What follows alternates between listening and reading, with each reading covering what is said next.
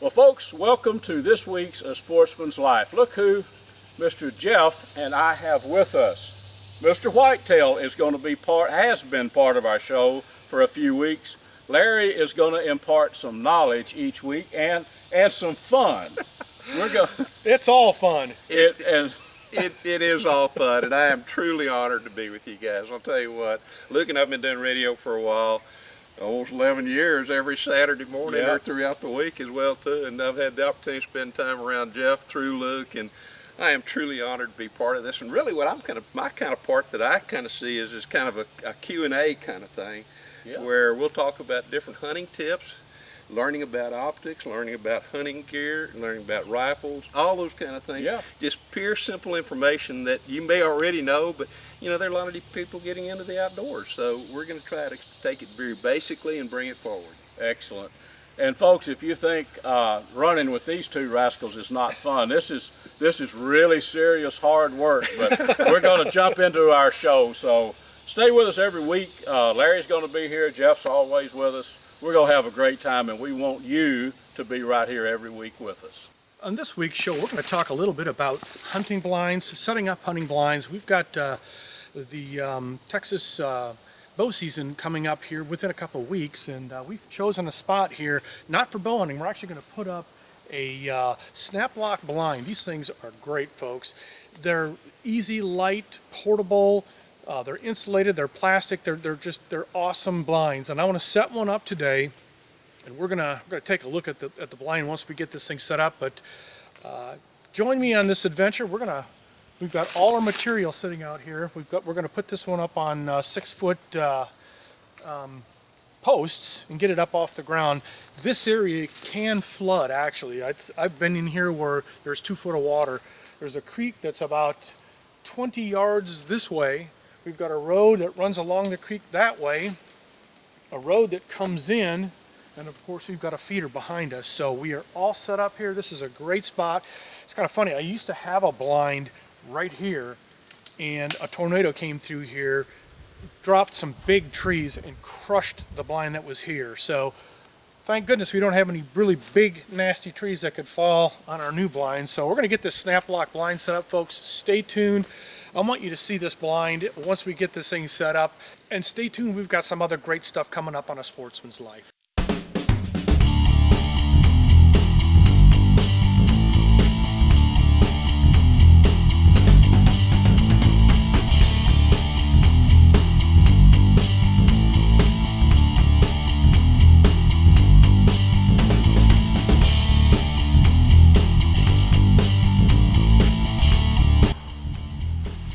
Well, there you have it, friends. We have built our platform. We've got the snap lock blind out. Now, folks, we're going to put this up and get ready for a fun deer hunting season. I just want to show you these snap lock blinds. They're really cool. They actually snap together with these little fittings here, and then they all snap together at the corner. And these are for zip ties. So you zip tie these bad boys together. So our project continues here. Beautiful day, absolutely gorgeous, and we're knocking it out. So our platform was a little bit of work. This is the easy part, so stay tuned here, folks. We're going to get this up. We're going to show you how quick and easy this is, and then we'll give you a little view of what it looks like from the blind. Here we go.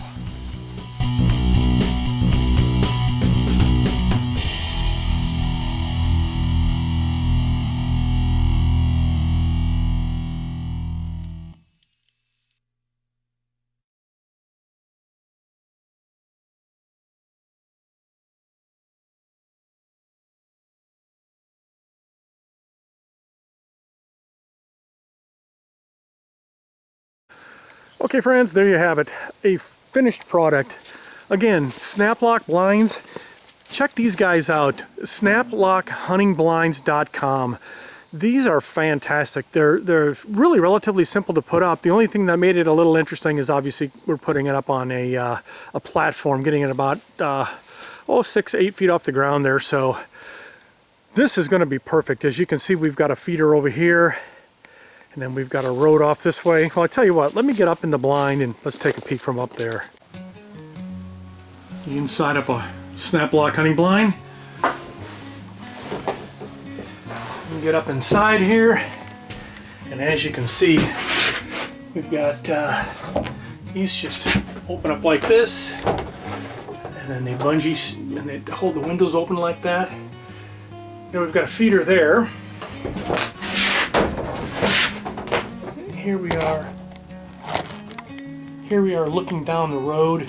I'm going to do a little trimming up on some of the high branches there, but we'll open that road up real good so you'll be able to see a good long way.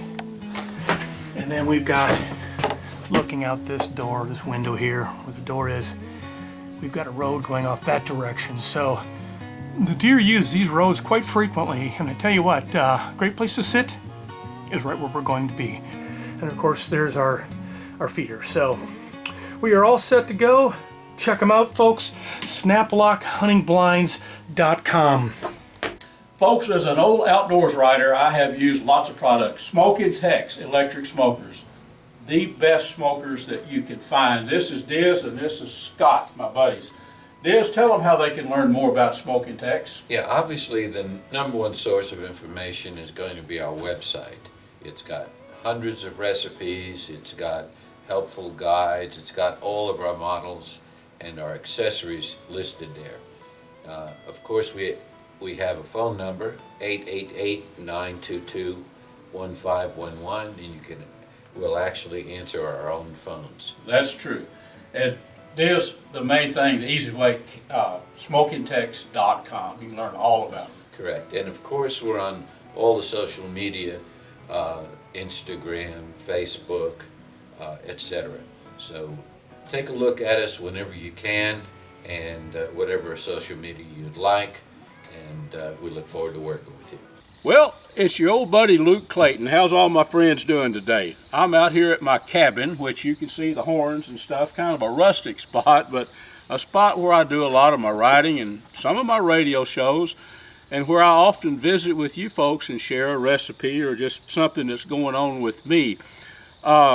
You know, it's fall now, and the fish are on a big-time bite. Stripers up at Lake Texoma, catfish at Fort, bass at Fort. You know, it's a time when fish are feeding heavily. A lot to do for those folks like us that enjoy the outdoors right now. Bow season's going on. I mean, it's time to get out and enjoy ourselves. Now, I've been doing a bunch of hunting, but my ultimate goal when I hunt is to get some meat in the freezer. Now, I won't say that I'm not a trophy hunter. I think any deer hunter that tells you he's not a trophy hunter is probably not telling the truth. But I also like to put does and, you know, any good venison in the freezer. So it's a time to not only hunt and fish, but, you know, to think about outdoor cooking. Now, today I'm going to show you how to make chipotle peppers. I bet a lot of you buy chipotle. It's basically just smoked jalapeno peppers. That's all it is. Now, but you can make them yourself, and when you buy the chipotle peppers, usually they're very, very dry and they're ground up into a mix that you could shake out of a big shaker. But we're going to make them where there's a little meat on the pepper itself. And I have my Smoking Tex all fired up with some hickory wood out here in my little cooking shack. We're going to take it and first we're going to pick some peppers. I've got a bunch of mild jalapenos. Now they're not really, really mild, but they're not real hot either. You can buy your jalapeno peppers at the store.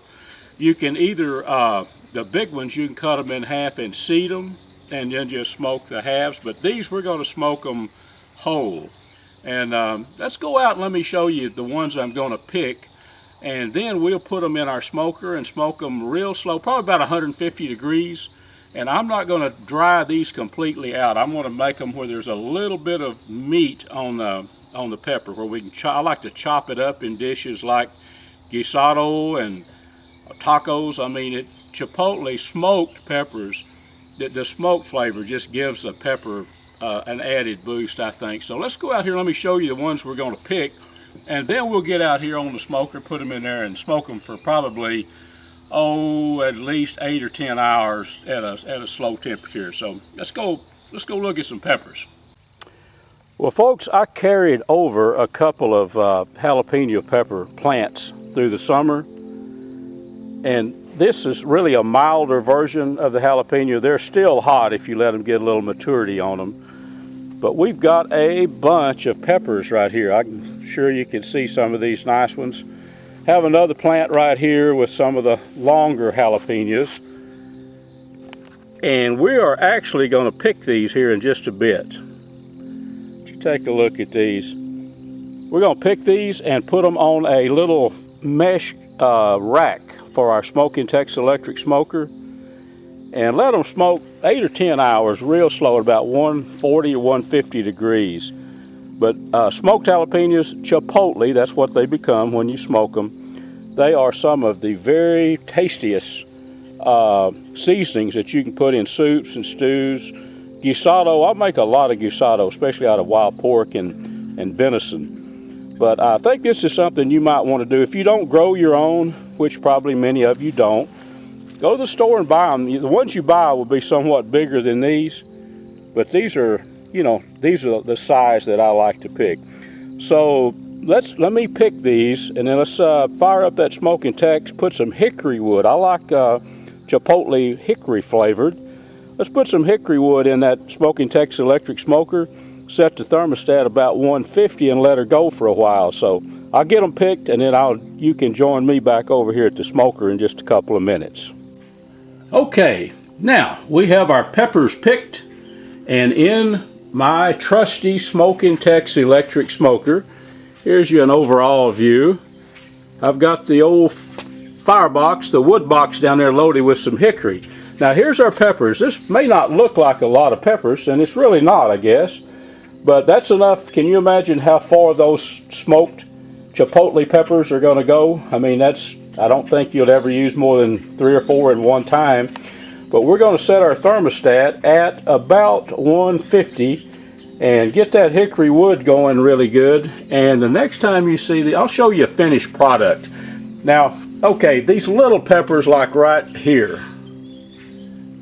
This little pepper right here, it's a smaller pepper.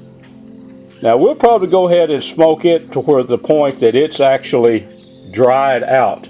But some of these bigger ones like this, like these, I'm going to smoke them where they'll be black in color, but they'll also have a little meat to them. They won't be completely dried out. That's the way I like to use the chipotles, rather than, grind them up and have them really, really dry. I like to have a little bit of meat there with them, and these bigger ones are ideal for that. So you can dry some out, like these little bitty ones here, this small pepper. Dry it completely out, and then leave some meat on the bigger ones. So I'd say even the bigger peppers, probably I won't leave them in my Smoking Tex more than probably 8 or 10 hours, something like that. So, I've got to have a lot of emails, especially when I write about outdoor cooking in my newspaper column each week. And on these shows, a lot of us are interested in outdoor cooking, which makes sense. I mean, we all hunt, fish, and game, and we like to cook the stuff. So in an upcoming show, folks, I'm going to show you how to do something that's a little probably different than many of you have tried. Have you ever eaten corned beef? Well, we're going to have some corned venison. I'm going to have a little segment on that soon. So folks, there's no need for me to show you these peppers anymore. You probably already know what they look like. Kind of doing a little self-filming. That's why I'm not in the video here, but we're going to come back. I'm going to show you the finished product. Okay, friends, here we go. This is a few of those peppers out of my Smoking Tex after about 10 hours. I left them in there about 10 hours. Now, I was telling you about the meaty part. A pepper like this, for instance, this one's got a little bit of the meat left on it. And then these little ones, like this one, right here, that one is completely dry. So you could actually grind it up and make something you could shake out of a, out of a shaker. But it's pretty simple. That's it. And there's your fresh chipotle peppers, folks. Probably the easiest recipe that we'll ever do. But I promise you, coming up, this corned venison, I think you're all going to go crazy over that. I've done it in the past. It's been a couple of years, but it's real easy to do. And I want you to check out my radio show, catfishradio.org. Larry Weissoon is with me every week. And a lot of local fishermen, guides, outfitters, and just people that love the outdoors. So I won't bore you looking at these peppers any longer. I'll back out of here, and I will wrap the show up. Thanks, Jeff and I both thank you for tuning in each week. We do something that is a little bit different, that's for sure.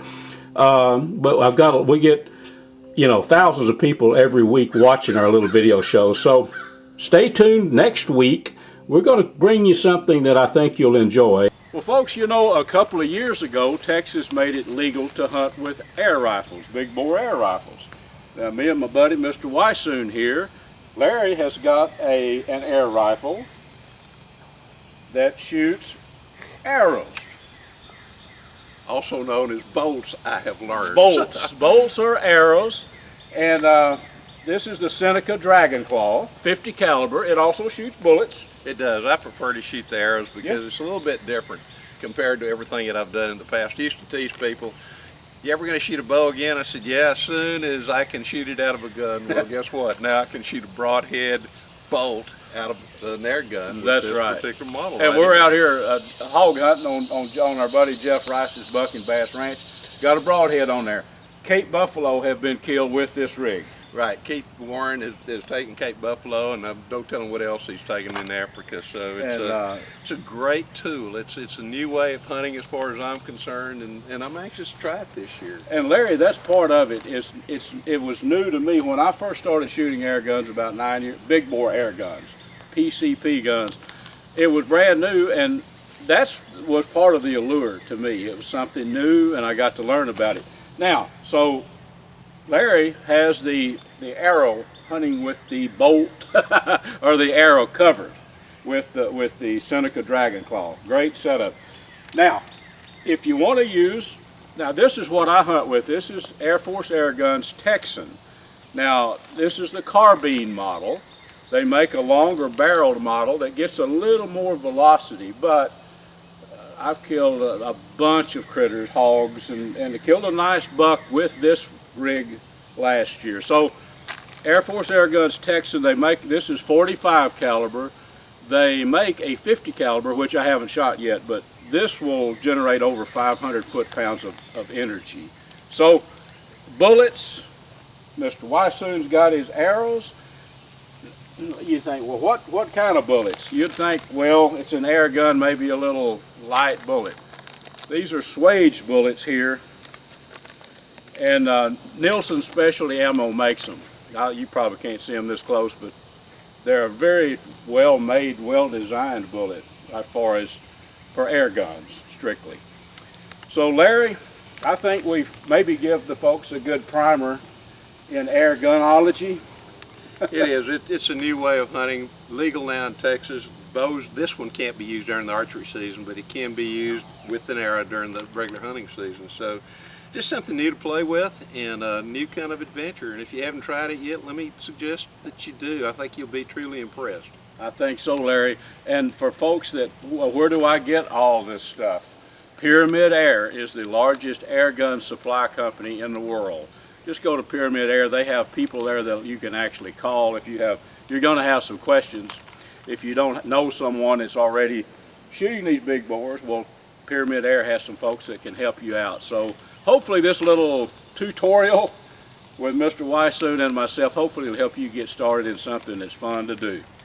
In my office, I've got a wide variety of mounts of hunts that I've done pretty much all over the world. I've been very fortunate and very blessed in so many different ways to hunt on at least 5 or 6 of the continents. The only place I haven't been in terms of continent hunting has been down in Antarctica, and I doubt very seriously that I'll try to go down there anytime soon, or really have no desire to go there. But I've been very fortunate, hunted Africa numerous times, South America, Australia, of course North America, South America, Europe, and Asia. And over the years, those mounts that I've brought back have really kind of set up a situation to where, you know, I can look at one of these mounts and I can tell you almost exactly how I felt at the moment, the people that were with me, and all the great things that I remember about those particular hunts. But when it comes to choosing a taxidermist, I'm going to swim around the room here just a little bit and show you some of the mounts.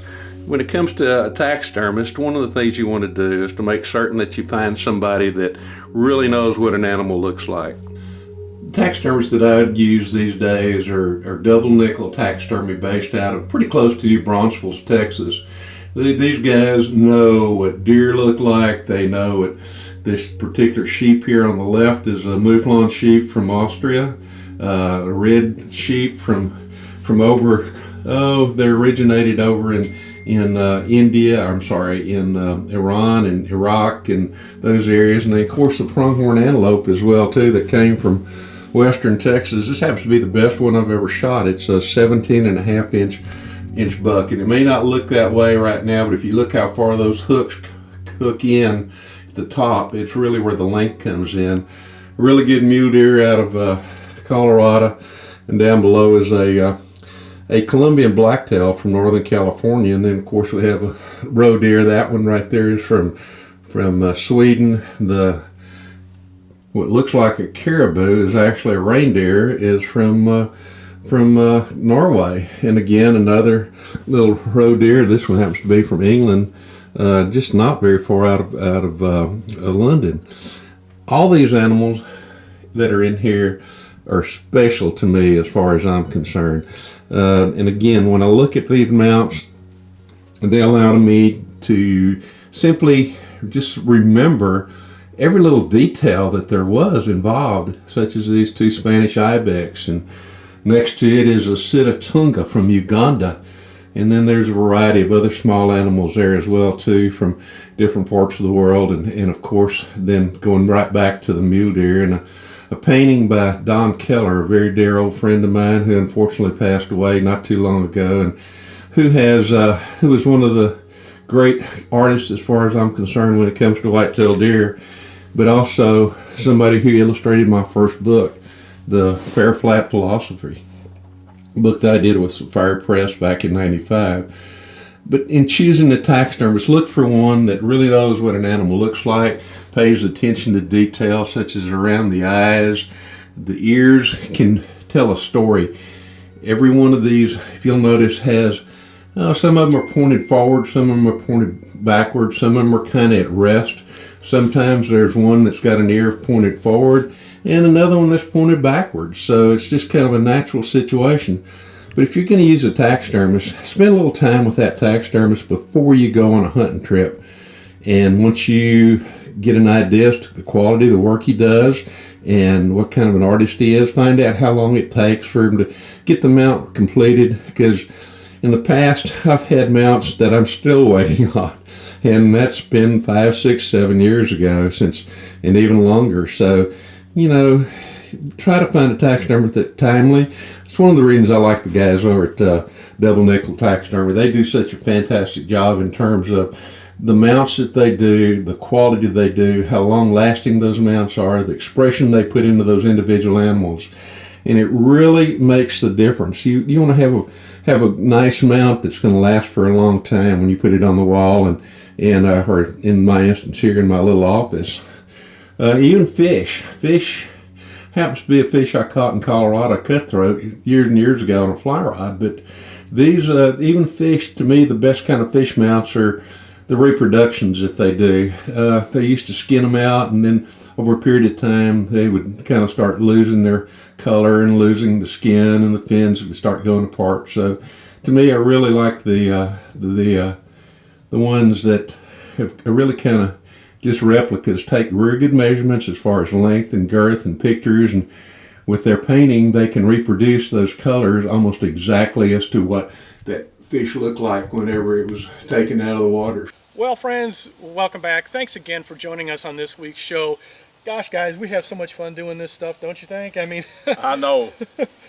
This is out of this world fun. Oh. I can't tell you how much I appreciate and how honored I truly am to be with you guys. Well- and all those folks out there too. absolutely. We want to thank you folks for joining us each week. We have fun bringing this stuff to you, and we certainly appreciate you joining us, liking us, sharing us, and joining us for another adventure. We'll have another exciting adventure next week, so stay tuned, and until then, be safe in the outdoors. And a special thanks to Air Force Air Guns, Dallas Safari Club, Hornaday, Pyramid Air, Nielsen Specialty Ammo, Sightmark, Smoke and Tex, and Striper Express.